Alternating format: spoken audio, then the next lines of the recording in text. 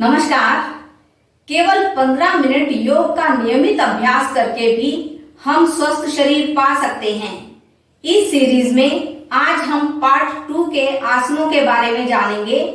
Part 1 के आसनों का लिंक डिस्क्रिप्शन में दे दिया गया है, आप वहां से देख सकते हैं। इस सीरीज में आसनों का अभ्यास करने से पहले हम वार्म अप करेंगे। वार्म अप करने के लिए आसन पर खड़े हो जाएं। वार्म अप के लिए आसन पर एक ही जगह पर खड़े होकर दौड़ेंगे। पहले धीरे धीरे चलें। 10-15 बार ऐसे चलने के बाद थोड़ा तेज चलें।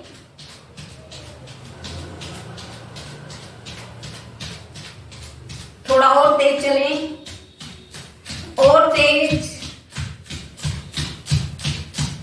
हर स्टेप को कम से कम 10 से 20 बार जरूर करें। इसके बाद हाथों की मूवमेंट करेंगे। अपने पैरों में थोड़ा सा फासला कर लें। पहले दाएं हाथ को आगे से पीछे की तरफ घुमाएं। कम से कम 10 से 15 बार जरूर घुमाएं। अब विपरीत दिशा में। अब बाएं हाथ को करेंगे, पहले आगे की तरफ घुमाएं, विपरीत दिशा में। अब दोनों हाथों से आगे की तरफ घुमाएं। भुजाएं ऊपर जाते हुए कान के साथ ऐसे छूकर वापस आएं, ऐसे गोल सर्कल बनाएं।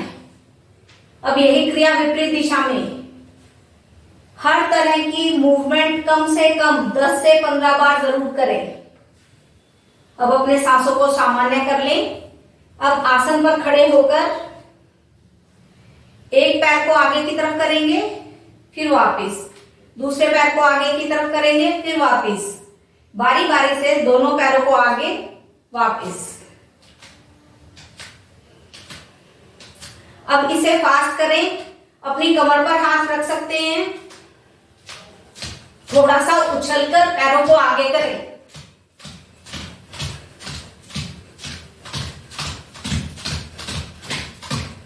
इस क्रिया को भी अपने सामर्थ्य के अनुसार करते जाएं। आसन पर बैठकर श्वासों को सामान्य करें। अब हम गहरे लंबे श्वास का अभ्यास करेंगे। गहरे लंबे श्वास के लिए किसी भी एक आसन में बैठें। पद्मासन, सिद्धासन, सुखासन। आसन में बैठने के बाद दोनों हाथ ज्ञान मुद्रा में रखेंगे। अंगूठा और उंगली का छल्ला बनाएंगे। 3 उंगलियां सीधी, हथेली का पृष्ठ भाग घुटने पर, कोहनी शरीर के नजदीक। कमर गर्दन सीधी रखेंगे। आंखें कोमलता से बंद। धीरे धीरे श्वास को बाहर निकालें।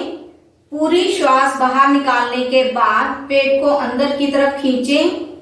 पेट को इतना अंदर की तरफ खींचें कि नाभि का मूल पीछे रीढ़ से लगे। जब इस तरह हम पेट को अंदर की तरफ खींचते हैं तो पूरी सांस हमारे शरीर से बाहर निकल जाती है। इस समय सांस को रोककर रखें। पेट को अंदर खींच के रखेंगे बलपूर्वक। जब सांस रोकना मुश्किल हो तो धीरे धीरे कंठ तक आनंद पूर्वक श्वास भरें। कंठ तक पूरी श्वास भरने के बाद फिर श्वास को रोकें। ये एक आवृत्ति हुई। कम से कम 3 से 5 आवृत्तियां जरूर करें। एक बार करके देखते हैं। पूरी श्वास धीरे धीरे बाहर निकालें। पूरा पेट अंदर खींचें। धीरे धीरे श्वास अंदर भरें। शांत। पहले सांस को अंदर रोकने और बाहर रोकने का अभ्यास करें। जब अभ्यस्त हो जाएं तो सांस को अंदर और बाहर रोकने के बाद मूल बंद का अभ्यास भी साथ में करें। मूल बंद निष्कासन मांसपेशियों को ऊपर की तरफ खींचते हैं तो मूल बंद कहलाता है। कम से कम 3 से 5 आवृत्तियां जरूर करें। जब हम गहरे लंबे श्वास का अभ्यास करते हैं तो पैर के नाखून से सिर की चोटी तक पूरे शरीर में प्राण का संचार अच्छे प्रकार से हो जाता है। जब हम पूरी सांस अंदर भरते हैं और पेट फूलता है, जब हम पूरी सांस बाहर निकालते हैं और पेट सिकुड़ता है, तो इससे फेफड़े भी फूलते और सिकुड़ते हैं। इस तरह फेफड़ों के फूलने और सिकुड़ने से फेफड़ों में ऑक्सीजन लेने की क्षमता बढ़ती है। इस प्राणायाम के करने से दूसरे प्राणायाम करने में आसानी होती है। इसे करने से मन पर कंट्रोल हो जाता है और कंसंट्रेशन भी बढ़ती है। अब हम त्रियक ताड़ासन का अभ्यास करेंगे। इसके लिए एड़ी पंजा मिलाएं, दोनों हाथ आगे से ग्रिप करें, हथेलियों का रुख आसन की ओर हो। जब हम त्रियक ताड़ासन करते हैं तो ताड़ासन के लाभ भी हमें इससे मिल जाते हैं। सांस भरते हुए अपने हाथों को ऊपर लेकर जाएं, भुजाएं कान के साथ सटी हुई, दोनों हाथों को आकाश की तरफ खींच दें। अब सांस सामान्य लें, फिर से सांस भरें। सांस छोड़ते हुए अपने बीच के भाग से साइड की तरफ झुकेंगे। सांस छोड़ते जाएं, झुकते जाएं। इस तरह जब हम साइड पे झुकते हैं तो बीच के भाग से झुकना है, आगे या पीछे नहीं झुकना, बिल्कुल बीच के भाग से झुकना है। भुजाएं कानों के साथ सटी रहेंगी। जब तक आप यहाँ पर रुक सकते हैं रुकें, फिर धीरे धीरे वापस आए, हाथों को ऊपर की तरफ तानें। जब हम इस तरह से साइड पर झुकते हैं तो हमारे एक साइड के अंग दबते हैं और एक साइड के खिंचाव में। इससे पेट के साइड की चर्बी भी कम होती है और पेट के दोष भी दूर होते हैं। हाथों को तानें, फिर से सांस भरें। अब बाईं तरफ झुकेंगे सांस छोड़ते हुए।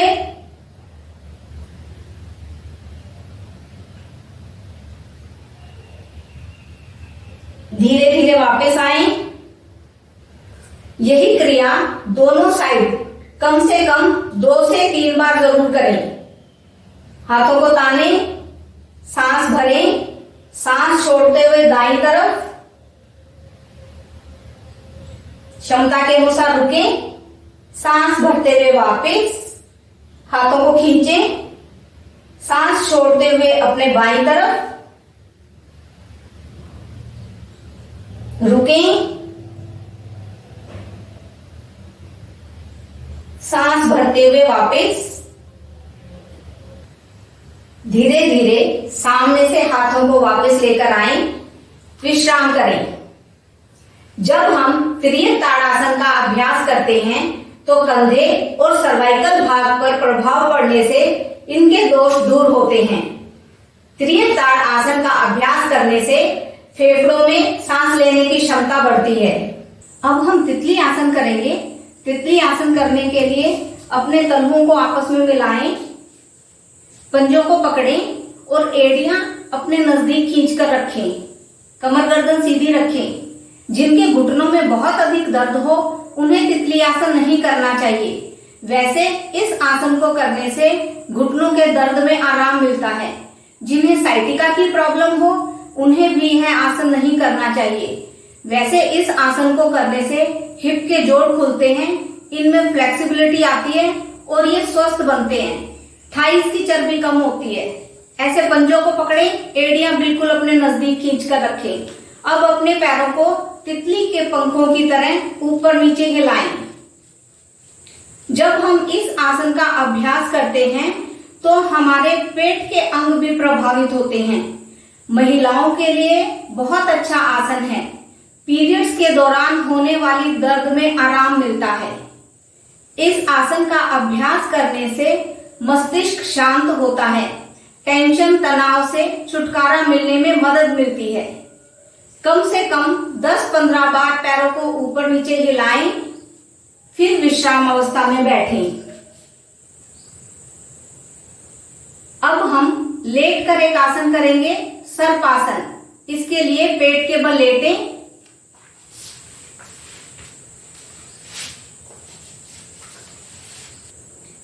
एड़ी पंजा मिलाएं, माथा आसन पर रखें। अपने दोनों हाथों की उंगलियों को अपनी पीठ के ऊपर ग्रिप करें। अपने हाथों को हिप की तरफ खींचें। आगे से सिर और धड़ को ऊपर खींचें। अब अपने हाथों को आकाश की तरफ खींच दें। पूरा ऊपर खींचें, नाभि तक का भाग ऊपर उठाएं। धीरे धीरे वापस आएं। माथा आसन पर लगाएं। एक बार फिर सांस भरते हुए सिर को ऊपर उठाएं, धड़ को ऊपर उठाएं, हाथों को ऊपर की ओर खींच दें, नाभि तक का भाग ऊपर उठें। क्षमता के अनुसार रुकें, धीरे धीरे वापस आए।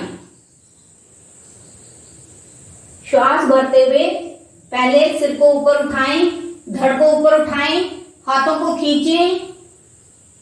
जब हम इस तरह से अपने हाथों को खींचते हैं तो हमारे कंधे, सर्वाइकल भाग पूरा प्रभाव में आता है।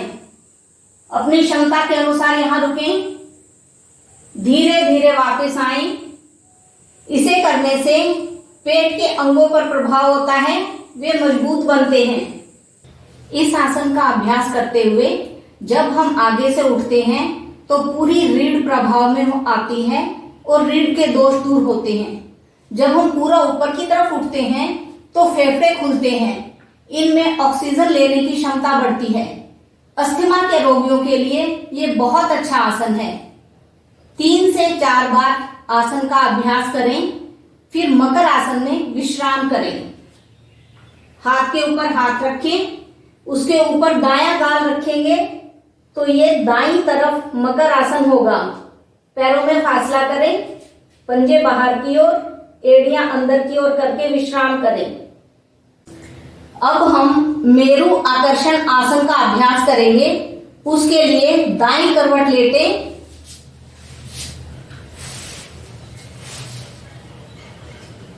अपने दाएं हाथ को सिर के नीचे लगाते हुए स्टैंड बनाएं। पैर के ऊपर पैर, बायां हाथ थाइस के ऊपर। अब श्वास भरते हुए बायां हाथ और बायां पैर ऊपर उठा दें। अब बाएं हाथ से पैर को पकड़ें। जब हम इस स्थिति में होते हैं तो पेट के साइड पर प्रभाव पड़ता है, साइड की चर्बी कम होती है। थाइस खिंचाव में आने से थाइस की चर्बी कम होती है। महिलाओं के लिए बहुत अच्छा आसन है। फेफड़ों में सांस लेने की क्षमता बढ़ती है इसे करने से।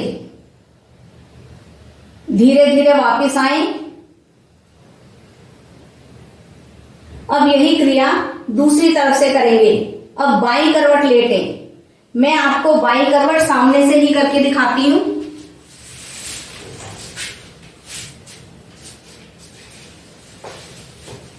बाएं हाथ का स्टैंड बनाएंगे।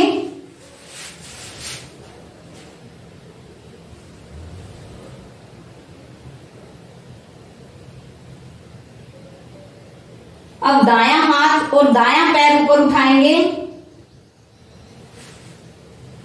हाथ से पैर के अंगूठे को पकड़ेंगे, अपनी तरफ खींचेंगे। इस तरह खिंचाव में आने से पैर और हाथ की मांसपेशियां स्ट्रोंग बनती हैं। कुछ क्षण रुकें, धीरे धीरे वापस आएं। दोनों तरफ से इस आसन को 2 या 3 बार जरूर करें। इसके बाद शव आसन में विश्राम करें। पैरों में फासला, दोनों हाथ सीधे, उंगलियां सीधी परंतु ढीली। 2-3 लंबे गहरे श्वास लें। श्वास सामान्य हो जाएंगे। अब दाईं तरफ से करवट लेटते हुए उठकर आसन पर बैठें।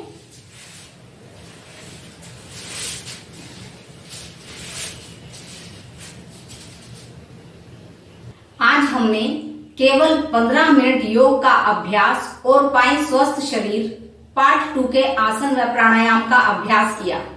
और अधिक आसन, प्राणायाम व योग एंड फिटनेस से रिलेटेड टॉपिक्स को देखने के लिए आप मेरे चैनल बबीता गुप्ता योगा को सब्सक्राइब कर सकते हैं।